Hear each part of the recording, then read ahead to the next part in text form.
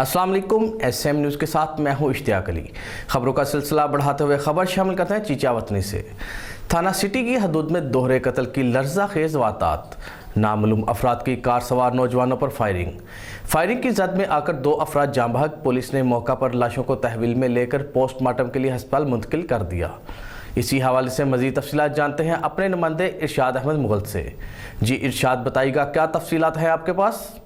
जी बिल्कुल, तफसीलात के मुताबिक चीचा वतनी थाना सिटी की हदूद में दोहरे कत्ल की वारदात सामने आ गई।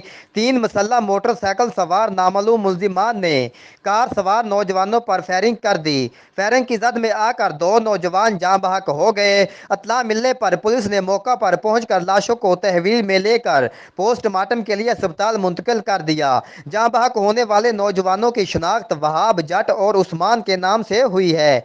दोहरे कत्ल की वजह से इलाका में खौफो हिरास फैल गया है। वाज़ेह रहे कि चीचा वतनी में गैंग वार की मतअद्दिद वारदातें हो चुकी हैं। कई माओं के लखते जिगर अपनी जान से हाथ धो बैठे हैं। चीचा वतनी में दोहरे कत्ल की वारदात की CCTV फुटेज SM न्यूज़ ने वसूल कर ली है। CCTV फुटेज में देखा जा सकता है कि मोटरसाइकिल 3 मुसल्लह मुल्जिमान ने बारी बारी कार सवार वहाब और उस्मान पर गोलियां बरसाई और कत्ल करने के बाद इत्मीनान से फरार हो गए, लेकिन पुलिस की तरफ से कोई ठोस इक़दामात नहीं किए जा रहे। शहरियों ने IG पंजाब से फौरी नोटिस लेने का मुतालबा किया है। कैमरामैन आसिफ मुगल के साथ Arshad Ahmed Mughal, crime reporter SM news. जी बहुत शुक्रिया इरशाद, तफसीलात से आगाह करने के लिए।